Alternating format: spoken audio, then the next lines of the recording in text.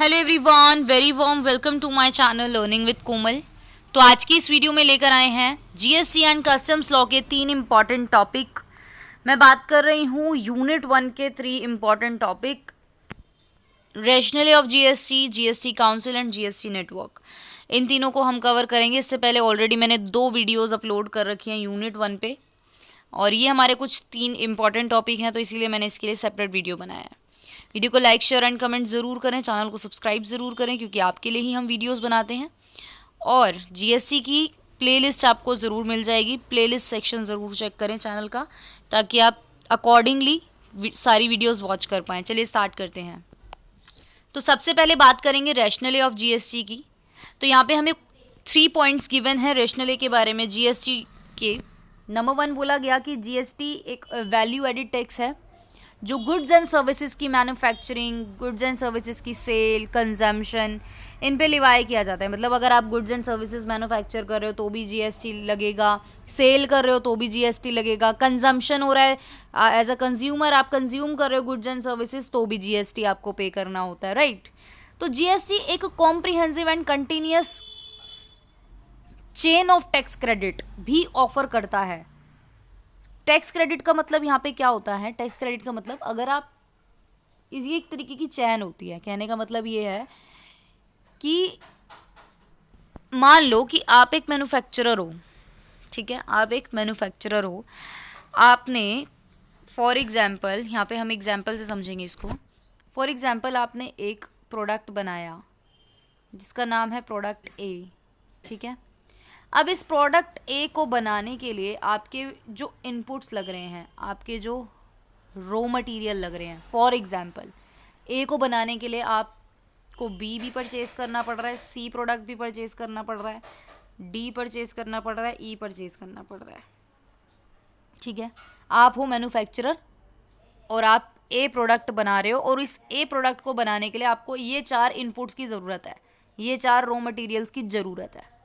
अब जब आप ये खरीद रहे हो, जब आप इन B C D E products को खरीद रहे हो, तो आप भी तो जिनसे खरीद रहे हो उनको जीएसटी पे कर रहे हो ना, उनको टैक्स पे कर रहे हो ना।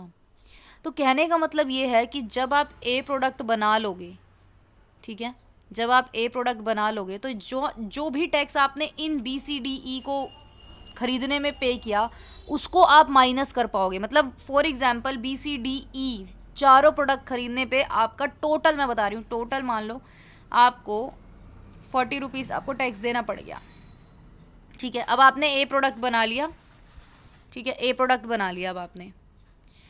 अब ए प्रोडक्ट आपने बना लिया, और ए प्रोडक्ट को आगे अगर आप सप्लाई करना चाह रहे हो तो ऑब्वियसली आप अपने ये 40 रुपीज़ तो पहले कवर करोगे, अपना ये टैक्स तो कवर करोगे जो जीएसटी आप ऑलरेडी पे कर चुके हो, तो उसके ऊपर और वैल्यू ऐड करोगे, ठीक है।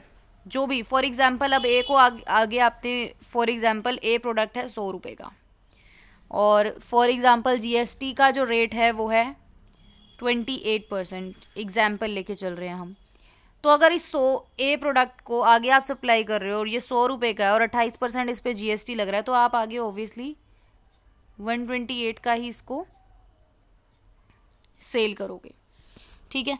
तो मैं यहाँ पे बात कर रही हूँ बी सी डी ई का जो टैक्स रेट था। कहने का मतलब है यहाँ आपने 28 रुपीज़ पे करे एज अ जीएसटी, ठीक है। मतलब एज अ जीएसटी आप जो है जिसको भी बेचोगे उससे लोगे जीएसटी के तौर पे। और बी सी डी ई जो भी आपने रॉ मटेरियल आपने परचेज किया होगा उस पर भी फॉर एग्जांपल आपने 10 रुपये या 20 रुपये जितना भी टैक्स पे किया होगा, तो उसको आप माइनस कर दोगे, तो आपकी जो लाइबिलिटी है, टैक्स लाइबिलिटी गवर्नमेंट को जो आपने देना है, वो 28 माइनस करके दोगे जितना आप ऑलरेडी टैक्स पे कर चुके हो, ठीक है। फॉर एग्जांपल आप ऑलरेडी इनपुट्स के ऊपर 15 रुपये टैक्स ऑलरेडी पे कर चुके हो, तो आप ये 15 रुपये माइनस कर दोगे, तो आपको जो गवर्नमेंट को टैक्स देना पड़ेगा वो सिर्फ और सिर्फ 13 रुपीज़ का होगा। तो इस तरीके की ये चेन होती है, ऐसे आगे आगे होल सेलर फिर रिटेलर तक जाता है ये प्रोडक्ट, जहाँ तक भी जाएगा फिर अल्टीमेट जो बर्डन है ओब्वियसली वो, कहने का मतलब है, कंज्यूमर ही देता है वो।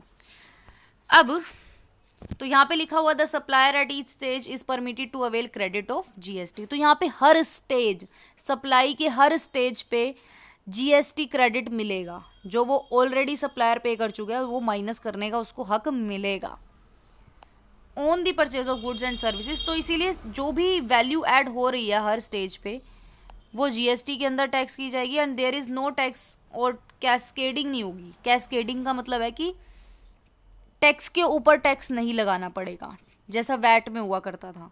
वैट में टैक्स के ऊपर टैक्स लगता था, कैस्केडिंग सिस्टम था। लेकिन जीएसटी में क्या है, हम हर स्टेज पे माइनस करते चले जा रहे हैं। हम हर स्टेज पे जो भी सप्लायर दे चुका है टैक्स वो माइनस करने का उसको मिल रहा है हक, उसको सेट ऑफ करने का हक मिल रहा है। तो इसीलिए यहाँ पे टैक्स पर टैक्स नहीं लग रहा है, यहाँ पे कैस्केडिंग सिस्टम हट गया है जीएसटी जब से आया। तो इसीलिए GST does not differentiate between goods and services and does the two are tax at a single rate. ठीक है, तो ये जो जीएसटी पे गुड्स एंड सर्विसेज जो है वो सिंगल रेट पे टैक्स यहाँ पे करना होता है। तो ये इसका रैशनल है। उसके बाद बात करेंगे काउंसिल की, जीएसटी काउंसिल की बात करेंगे। तो जीएसटी काउंसिल के बारे में हमें बोला गया कि आर्टिकल 279A अमेंडमेंट कॉन्स्टिट्यूशन का बोलता है कि जो जीएसटी काउंसिल है वो to be constituted by president within 60 days of the commencement of article 279A। कहने का मतलब है कि ये प्रेसिडेंट के द्वारा ये लाया गया था आर्टिकल 279A, और ये इफ़ेक्ट कब से हुआ, इसका 12 सितंबर 2016 से इसका इफ़ेक्ट हुआ, और ये इशू हुआ 10 सितंबर 2016 को। मतलब ये है क्या, कुल मिला के आर्टिकल 279A है क्या? आर्टिकल 279A जो है वो जीएसटी काउंसिल के ऊपर है। जीएसटी काउंसिल कहने का मतलब है कि जिसमें जीएसटी के जितने भी सेंटर या स्टेट का फोरम पूरा तैयार किया जाता है कि भाई जीएसटी काउंसिल के कौन कौन से मेंबर्स रहेंगे, ये हमको ये बताता है। तो सबसे पहला भाई यूनियन फाइनेंस मिनिस्टर, चेयरपर्सन जो रहेगा, जो भी यूनियन फाइनेंस मिनिस्टर है, तो वो डिसाइड करेगा जीएसटी के सारे जो मेजर फैसले हैं वो यूनियन फाइनेंस मिनिस्टर के तहत लिए जाएंगे। फिर एक यूनियन मिनिस्टर ऑफ स्टेट भी होता है, वो भी एक मेंबर है। चेयरपर्सन यूनियन फाइनेंस मिनिस्टर होता है, और मेंबर जो है वो union state minister of state होगा। और the minister in charge of finance, और जो भी फाइनेंस में मिनिस्टर्स हैं, टैक्सेशन के जो मिनिस्टर्स हैं, और अदर मिनिस्टर जो भी नॉमिनेटेड हुए हैं ईच स्टेट गवर्नमेंट के द्वारा, वो भी इसके मेंबर होते हैं जीएसटी काउंसिल के। तो अब ये जो काउंसिल है ये क्या करता है? ये काउंसिल रेकमेंडेशंस देता है, यूनियन गवर्नमेंट को रेकमेंड करता है कि, और स्टेट्स को रेकमेंडेशन देता है इंपॉर्टेंट इश्यूज जो भी जीएसटी से रिलेटेड होते हैं, लाइक गुड्स एंड सर्विसेज, कि भाई इन सारे मतलब भी कौन से हमें गुड्स एंड सर्विसेज को जीएसटी से एग्जेम्प्ट कर देना चाहिए, और जो जीएसटी लॉ का मॉडल है वो कैसा होना चाहिए, प्रिंसिपल्स जो भी हैं सप्लाई, प्लेस ऑफ सप्लाई के, या थ्रेश होल्ड लिमिट क्या होनी चाहिए, जीएसटी रेट्स, ये सब इनके रिगार्डिंग जो है ये रिकमेंडेशन देते हैं ये जो मेंबर्स होते हैं। ठीक है, यूनियन को देते हैं, यूनियन और स्टेट गवर्नमेंट को देते हैं ये लोग। तो union cabinet under the chairmanship of prime minister Shri Narendra Modi approved setting up of GST council on. तो इन्होंने भी, नरेंद्र मोदी जी ने भी जो है जीएसटी काउंसिल सेटअप किया 12 सितंबर 2016 को। और बोला गया इसमें जीएसटी काउंसिल में कुछ डिटेल्स हमें बताई गई। सबसे पहले क्रिएशन ऑफ जीएसटी काउंसिल जो है वो आर्टिकल 279A जो भी अमेंडमेंट कॉन्स्टिट्यूशन है उसके अकॉर्डिंग होना चाहिए। और जो जीएसटी काउंसिल का क्रिएशन होगा उसका न्यू दिल्ली में ऑफिस होना चाहिए, और जो भी सेक्रेटरी अपॉइंटमेंट होगी वो होगी as the ex officio secretary of the GST council. जो भी होगी अपॉइंटमेंट वो एक्स ऑफिशियो सेक्रेटरी कहलाएगा जीएसटी काउंसिल का। ठीक है, इंक्लूजन ऑफ द चेयरपर्सन, इसमें चेयरपर्सन जैसे कि मैंने बताया यूनियन फाइनेंस मिनिस्टर चेयरपर्सन होते हैं। Central board and excise customs as a permanent invitee होंगे। नॉन वोटिंग का मतलब है कि इनको वोट करने का अधिकार नहीं है अगर कोई भी मेजर डिसीजन लिया जा रहा है CBEC वालों को। और create 1 post of additional secretary, इन्होंने बोला कि एक और एडिशनल सेक्रेटरी की पोस्ट भी क्रिएट करो जीएसटी काउंसिल में। और 4 पोस्ट जो है वो कमिश्नर के लिए होनी चाहिए at the level of joint secretary. और cabinet also decide to provide for adequate fund for meeting the recurring and non, cabinet को भी बोला गया कि जो भी recurring and non recurring expense हो रहे हैं जीएसटी काउंसिल के वो भी वो लोग देंगे, कैबिनेट मतलब कि जो केंद्र में सरकार है वो देगी। उसके बाद जो भी एंटायर कॉस्ट होगी वो सेंट्रल गवर्नमेंट ही बोन करेगा, मतलब सेंट्रल गवर्नमेंट ही पे करेगी। और जीएसटी काउंसिल सेक्रेटरीट जो है वो shall be manned by officers taken on deputation, मतलब जो भी ऑफिसर्स होंगे वो सेंट्रल और स्टेट दोनों गवर्नमेंट के होंगे इसमें। नेक्स्ट हमारा टॉपिक आता है जीएसटी नेटवर्क का, इसको जीएसटी एन भी बोलते हैं। तो क्या बोला गया, goods and services tax network एक non profit non government organisation है। ठीक है, क्या है ये, एक non profit non government organisation है goods and services tax network. ये क्या करता है, पूरे आईटी सिस्टम को मैनेज करता है। जो भी जीएसटी पोर्टल होता है ना हमारा, एक जीएसटी पोर्टल जिसमें लोग अपना जीएसटी का फाइल करते हैं सारा, तो उस पोर्टल पे जितना भी आईटी कहने का मतलब है वो सब ऑनलाइन होता है, तो ऑनलाइन सिस्टम को ये संभालता है GSTN, goods and services tax network. तो which is the mother database for everything under GST. हमें पता है कि जीएसटी पोर्टल जो है वो एक तरीके का मदर डाटा बेस है, जीएसटी के अंदर जितनी भी सारी चीज़ें आएंगी वो सब उसमें। तो ये जो पोर्टल होता है वो गवर्नमेंट के द्वारा यूज़ किया जाता है ट्रैक करने के लिए, फाइनेंशियल ट्रांजैक्शंस को ट्रैक करने के लिए। एंड ये टैक्स पेयर्स को भी हम प्रोवाइड करते हैं सर्विसेज के साथ, ताकि वो अपनी टैक्स फाइल कर सकें, अपनी टैक्स रजिस्ट्रेशन कर सकें और मेंटेन कर सकें अपनी टैक्स डिटेल्स को। अगर हम जीएसटीएन के स्ट्रक्चर की बात करें तो प्राइवेट प्लेयर्स हैं इसमें, 51% शेयरिंग जो है वो प्राइवेट इंस्टीट्यूशंस की है। तो स्ट्रक्चर ऑफ जीएसटीएन की अगर हम बात करें तो private players own 51% share in the GSTN. तो यहाँ पे जो है जीएसटीएन यानी कि goods and services tax network का जो पूरा स्ट्रक्चर बना हुआ है उसमें प्राइवेट प्लेयर्स ज़्यादा हैं। प्राइवेट प्लेयर्स का मतलब ये होता है कि ये जो ऑर्गेनाइजेशन है वो प्राइवेट लोगों के हाथ में है। 51% इसकी जो शेयर होल्डिंग है वो प्राइवेट लोगों के हाथ में है, प्राइवेटली ये ओन्ड है। And the rest is owned by the government, और बाकी का जो 49% है वो गवर्नमेंट देख रही है। तो ऑथराइज कैपिटल जो है वो 10 करोड़ की है जीएसटीएन की। हम जानते हैं हर ऑर्गेनाइजेशन हर कंपनी की एक ऑथराइज कैपिटल होती है, राइट। तो इसकी भी 10 करोड़ है। और ये जो 49% ऑफ द शेयर्स है ये सेंट्रल और स्टेट दोनों ही गवर्नमेंट के पास इक्वली डिवाइडेड हैं, एंड द रिमेनिंग जो है वो प्राइवेट बैंक्स के पास है। तो GSTN has also been approved for non recurring grant of 315 crore. तो नॉन रिकरिंग ग्रांट भी जीएसटीएन को अप्रूव मतलब गवर्नमेंट ने किया है 315 करोड़ का, कि इनको ग्रांट दिया जाएगा नॉन रिकरिंग एक्सपेंसेस जो होते हैं उसके लिए।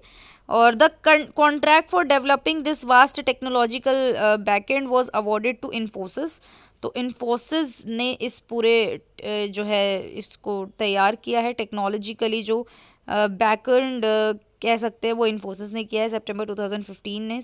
इन्फोसिस एक आईटी कंपनी है। और जीएसटीएन जो है वो मिस्टर नवीन कुमार के द्वारा जो है चेयर्ड, यानी कि कह सकते हैं इसके जो चेयरपर्सन है वो नवीन कुमार जी हैं। और an Indian administrative service servant 1975 batch के वो हैं नवीन कुमार जी, जिन्होंने सीनियर पोजीशन पे रहे हैं वो बिहार गवर्नमेंट में और सेंट्रल गवर्नमेंट में भी। तो ये था पूरा जीएसटीएन का स्ट्रक्चर। और अगर हम इसके फीचर्स की बात करें तो इसके कुछ सेलिएंट फीचर्स भी हैं कि जीएसटीएन जो है वो एक कॉम्प्लेक्स आईटी इनिशिएटिव था, और ये इस्टेब्लिश हुआ था, इसमें एक यूनिफॉर्म इंटरफेस इस्टेब्लिश किया गया था टैक्स पेयर्स के लिए, और एक कॉमन और शेयर्ड आईटी इंफ्रास्ट्रक्चर क्रिएट किया गया था सेंटर और स्टेट के बीच में। सबसे पहले अगर हम इसके फीचर की बात करें तो ट्रस्टेड नेशनल इंफॉर्मेशन यूटिलिटी पहला इसका फीचर है, कि ये जो जीएसटीएन है goods and services tax network, ये एक ट्रस्टेड नेशनल इंफॉर्मेशन यूटिलिटी है जो कि reliable efficient robust IT backbone है, ताकि जो जीएसटी की जितनी भी फंक्शनिंग हो रही है वो स्मूथली रन कर पाए इंडिया में। Number 2, handles complex transaction. तो ये जो जीएसटीएन है वो कॉम्प्लेक्स ट्रांजेक्शंस को भी हैंडल करता है, ऐसी ट्रांजेक्शन जो थोड़ी कॉम्प्लेक्स नेचर की होती हैं। तो जीएसटी एक डेस्टिनेशन बेस्ड टैक्स है, डेस्टिनेशन बेस्ड टैक्स है ये। और एडजस्टमेंट जो है वो आईजीएसटी यानी कि इंटीग्रेटेड इंटर स्टेट की बात की गई यहाँ पे जीएसटी की, एट द गवर्नमेंट लेवल और जितने भी है तो थोड़ा ये कॉम्प्लेक्स हो जाते हैं। कॉम्प्लेक्सिटी का मतलब ये है कि देखो यहाँ पे इन्होंने बोला कि स्टेट इंटर स्टेट ट्रेड भी होता है ना, इंटर स्टेट ट्रेड भी होता है, तो उन तरीके की जो ट्रांजैक्शन है उसमें थोड़ी कॉम्प्लेक्सिटी आती है। सेंट्रल और स्टेट गवर्नमेंट के ट्रांजैक्शन, भाई कितना सेंट्रल के पास जाएगा टैक्स, कितना स्टेट गवर्नमेंट के पास जाएगा, तो थोड़ी कॉम्प्लेक्स वाली ट्रांजैक्शंस ये होती हैं, लेकिन ये इस चीज़ को हैंडल करता है। तो रैपिड सेटलमेंट मैकेनिज्म यहाँ पे बनाया गया है जीएसटीएन में, जिसमें सेंटर और स्टेट को पॉसिबली जो है वो एक स्ट्रॉन्ग आईटी इंफ्रास्ट्रक्चर जो है प्रोवाइड किया गया, ताकि जितने भी एक्सचेंजेस हो रहे हैं, जितने भी ये ट्रांजैक्शन हो रही है वो ईजीली हो पाए। Number third, all information will be secure. तो जीएसटीएन में जितनी भी सारी इन्फॉर्मेशन होती है, चाहे वो टैक्स पेयर की हो चाहे वो गवर्नमेंट की हो, सब सिक्योर्ड रहती है। एक्सपेंसेस विल बी शेयर्ड, तो यूज़र चार्जेस जो भी लगते हैं वो पूरे के पूरे सेंट्रल और स्टेट गवर्नमेंट जो है वो इक्वली प्रपोर्शन में देते हैं, पे करते हैं, 50-50 का रेशो होता है, और अपने अपने यूज़र्स के बिहाफ पे वो पे करते हैं। तो द स्टेट जो है वो share will be then apportion to individual states. Shares state जो है वो अपने स्टेट के लोगों के लिए देगी जितना जितना बनेगा, और उस हिसाब से ये एक्सपेंसेस का मतलब जो भी खर्चे हो रहे हैं जीएसटीएन में, तो स्टेट और गवर्नमेंट 50-50 पे करती है। और फंक्शंस भी हैं इसके कुछ जीएसटीएन के, कि भाई जीएसटीएन जो है वो कॉमन पोर्टल है, एक बैकबोन है जो एक इंटरफेस प्रोवाइड करती है टैक्स पेयर और गवर्नमेंट के बीच, और जो ये इंटायर प्रोसेस है वो ऑनलाइन होता है, चाहे किसी को रजिस्टर कराना हो जीएसटी में अपने आप को, या फिर रिटर्न्स फाइल करनी हो, तो जीएसटीएन जो है वो एक तरीके से पर मंथ 3 बिलियन इन्वॉइसेस जो है वो उसको सपोर्ट करता है, और कि भाई 3 बिलियन इन्वॉइसेस, 3 बिलियन बिल्स जो है वो ये देखता है, और सब्सिक्वेंट बाकी की जो रिटर्न फाइलिंग है वो 65 to 70 लाख रिटर्न फाइल्स होती हैं टैक्स पेयर्स की, वो सब भी ये हैंडल करता है। इन्वॉइसेस को, रिटर्न्स को, रजिस्ट्रेशन भी ये देखता है, पेमेंट, रिफंड, ये सारा काम GSTN goods and services tax network का होता है। तो आज के लिए सिर्फ इतना ही। वीडियो को लाइक, शेयर एंड कमेंट जरूर करें। Thank you so much.